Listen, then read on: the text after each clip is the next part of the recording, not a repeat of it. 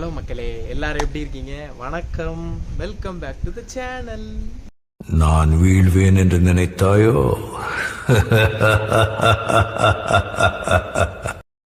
இன்னைக்கு நம்ம என்ன பார்க்க போகிறோம் அப்படின்னா, இன்னைக்கு ட்ரேடிங் ஸ்ட்ராட்டஜி தான் பார்க்க போகிறோம். பட் ட்ரேடிங் ஸ்ட்ராட்டஜி உங்களுக்கு எல்லாருக்கும் தெரியும், இருந்தாலும் நான் உங்களுக்கு கொஞ்சம் சொல்லித்தரேன். யூஸ்ஃபுல்லாக இருந்துச்சுன்னா நம்ம சேனலை சப்ஸ்கிரைப் பண்ணிட்டு அப்படியே ஒரு பெல் பட்டனை கிளிக் பண்ணி லைக் பண்ணி ஷேர் பண்ணி விட்ருங்க. ஓகே, என்ன பார்க்க போகிறோம் அப்படின்னா, ஃபஸ்ட்டு எல்லாருமே காலையில் என்ன பண்ணும், ஒரு 9-8 அந்த டைமில் பார்ப்போம் நிஃப்டி எப்படி இருக்குது, க்ரீனாக இருக்கா, கேப் அப்பா கேப் டவுனா அப்படின்ட்டு. ஏன்னா பிடிஎஸ்டி எடுத்தவங்களுக்கு பதறும், ஐயோ என்னடா பண்ணுறது, ஒருவேளை என்ன ஆயிருக்கும் அப்படின்ட்டு நிறைய பேருக்கு ஒரு ரொம்ப குழப்பமாக இருக்கும். என்னை பொறுத்த வரைக்கும் பிடிஎஸ்டி எடுக்காதீங்க. டே ட்ரேடில் முடிஞ்ச அளவுக்கு பாருங்கள். அதிகமாக காசு வச்சுருக்கவங்க ஒரு சேவிங்ஸ் ஒதுக்கி வச்சுருப்பாங்க தெரியுமா, அந்த சேவிங்ஸை எடுத்து சரி போட்டு போப்போமே, வந்தால் வருது இல்லைனா போகுது, அந்த மாதிரி இருக்கிறவங்க மட்டும் என்ன பண்ணலாம், பிடிஎஸ்டிங்கிற ஒரு ஆப்ஷனை எடுக்கலாம். பட் எல்லாரும் என்ன பண்ணுறோம், ஒரு 10,000 வச்சுருந்தா சரி ஓகே 0 to hero போட்டு விடுவோம், அடுத்த நாள் காலையில் என்ன ஆகுதுன்னு பார்ப்போம் அப்படின்னு போடுவாங்க. என்ன பண்ணுவாங்கன்னா, அவுட் ஆஃப் த ட்ரேட் பே அப்படி சொல்கிறது, ஒரு அவுட் ஆஃப் த பாயிண்ட் போய் கீழே போய் எடுப்பாங்க. இப்போ நிஃப்டி 22,100 ட்ராவல் ஆகிட்டு இருக்கு. நம்ம கால் எடுக்கிறதா என்ன பண்ணுவோம், ஒரு 22,000 மேலே போய் எடுப்போம். இல்லைனா புட் எடுக்கிறதா இருந்தால் 22,300 போய் எடுப்போம். அது எல்லாத்துக்குமே தெரியும். இதே என்ன பண்ணுவாங்கன்னா, இப்போ கால் எடுக்கிறதா இருந்தால் ரொம்ப கீழே போய் எடுப்பாங்க. எப்படின்னா 22,100 இருக்குது நிஃப்டி, அப்படின்னா எங்கே போய் எடுப்பாங்க அப்படின்னா 22,500 இல்லைனா 600, 700, 800. ஏன்னா அங்கே கொஞ்சம் கம்மியாக இருக்கும். எப்படி சொல்கிறது, ப்ரீமியமும் கொஞ்சம் கம்மியாக இருக்கும். ஒரு 100, 150, 70, 30, சம்டைம் 5 ரூபா 7 ரூபாய்க்கு கூட கிடைக்கும். ஏன்னா அதெல்லாம் எடுக்கிறீங்க, ஏன்னா அதெல்லாம் எப்படிக்குள்ள கரைஞ்சி போயிடும். ஸோ சரி கம்மியாக இருக்குது அப்படி வாங்கி போடுவோம் அப்படின்னா, இன்கேஸ் உங்களுக்கு ஃபேவராக இருந்துச்சுன்னா ஒன்றும் பிரச்சனை இல்லை. மார்க்கெட்டு சைட்வைஸாகவே இருந்தாலும் மேலேயும் கீழே அப்படி இருந்தால் கூட உங்களுக்கு லாஸ் தான். இது எல்லாரும் புரிஞ்சுக்கணும்.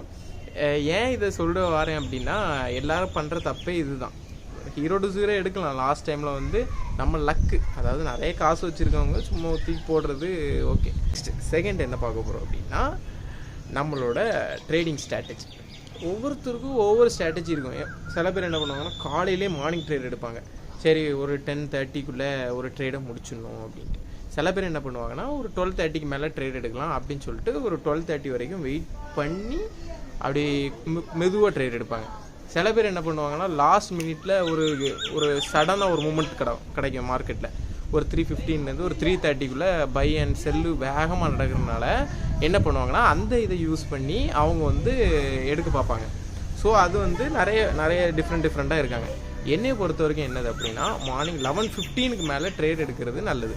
ஏன்னா மக்கள் எல்லாமே ஒரு மைண்ட் செட்டுக்கு வரணும், மார்க்கெட் கொஞ்சம் செட்டில் ஆகணும், நிறைய வேலை இருக்குது. ஓகேவா, சில பேர் நிறைய அவங்களோட பொசிஷனாக க்ளோஸ் பண்ணுற டைம் வரும், நிறைய இருக்குது. ஓகேவா, வீக்கெண்டு எல்லாம் வரும். தேர்ஸ்டே பார்த்தீங்க அப்படின்னா மார்க்கெட் அரைக்கும். எதுக்கு, ப்ரீமியமெல்லாம் காலி பண்ணுறதுக்காக அரைச்சிக்கிட்டே இருக்கும். அந்த டைமில் நீங்கள் 11:30 ட்ரேட் எடுத்தாங்கன்னா செட் ஆகாது.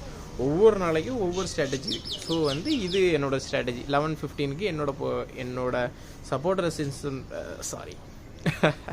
சப்போர்ட்டர் ரெசிஸ்டன்ஸ் மேலே 1 hour candle close and cross ஆச்சு அப்படின்னா நான் கண்டிப்பாக ட்ரேட் எடுப்பேன். ஓகே, பின்னாடி கூப்பிட்டாங்க, அதனால தான் சாரி.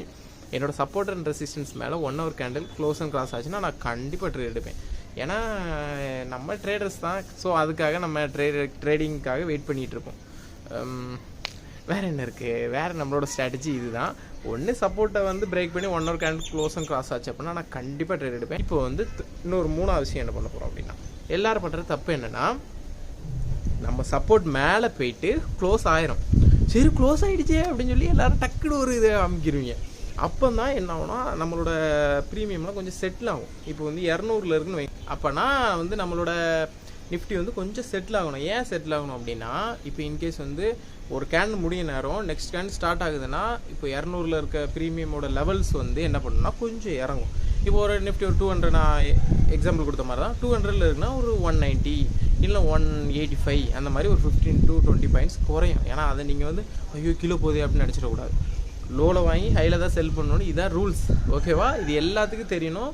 லோவில் வாங்கி தான் ஹையில் செல் பண்ணுவேன். ஏன் ஹையில் இருக்குது, சரி மேலே போயிருமே, நான் தான் லெவலில் பிரேக் பண்ணிட்டேன் மேலே போயிருமே அப்படின்னு நினச்சி என்றைக்குமே நினைக்காதீங்க. இதுதான் ரொம்ப ரொம்ப பெரிய பெரிய தப்பு எல்லோரும் பண்ணுறது. ஏன்னா கொஞ்சம் செட்டிலாக விடுங்க மார்க்கெட்டை. எங்கேயோ போகிறது இல்லை, இன்னும் நிறைய கேண்டில் இருக்குது. ஓகேவா? ஸோ வந்து 15 மினிட்ஸ் கேண்டில் கூட நீங்கள் வச்சு ட்ரேட் பண்ணலாம், அதுவும் கொஞ்சம் ஈஸியாக தான் இருக்கும். நான் ட்ரேட் பண்ணுறது எப்போவுமே 1 hour கேண்டில், ஏன்னா கொஞ்சம் அக்யூரஸாக இருக்கும். 4 கேண்டலோட இது வந்து ஒரே இதில் தெரியுறதுனால.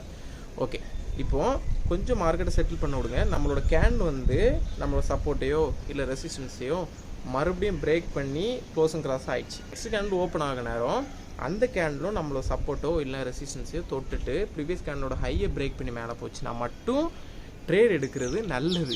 ஏன் அப்படின்னா யாருமே வந்து டக்குன்னு சரி ஸ்டாப் லாஸை போடும் அப்படின்னு போட மாட்டாங்க. ஏன்? ஸ்டாப் லாஸு இப்படிக்குள்ளே ஹிட் ஆயிரும். இதுதான் ரீசன். நீங்கள் வந்து கொஞ்சம் செட்டிலாக விட்டு எடுங்க, அப்போனா கொஞ்சம் ஸ்டாப் லாஸ் வந்து ஹிட் ஆகாமல் இருக்கும். ஒரு 15 பாயிண்ட்ஸ், அதனால் வந்து ஸ்டாப் லாஸ் வந்து எதுவுமே ஆக போகிறதில்ல. ஓகேவா? ஸோ வந்து இதுதான் மார்க்கெட்டோட ஸ்ட்ராட்டஜி. ஒரு 20 பாயிண்ட்ஸ் வச்சுக்கோங்க மார்க்கெட்டில். ஒரு 200லேருந்து ஒரு 20 பாயிண்ட்ஸ் லெஸ் ஆச்சுன்னா ஒரு 180 பாயிண்ட்ஸ் இருக்கும். ஓகேவா? அப்போ அந்த 180 பாயிண்ட் எடுத்துட்டிங்கன்னா கொஞ்சம் குறைஞ்சா கூட ஒரு 20 to 30 பாயிண்ட்ஸ் குறைஞ்சா கூட ஸ்டாப் லாஸ் வந்து ஹிட் ஆகிறதுக்கு வாய்ப்பு கம்மி. இதே இது நீங்கள் 200 எடுத்தீங்கன்னு வைங்களேன், டக்குன்னு ஸ்டாப் லாஸ் ஹிட் ஆயிடும். ஓகேவா? கொஞ்சம் ஹாப்பியாக இருக்கேன், அதனால் இந்த வீடியோ போடுறேன்.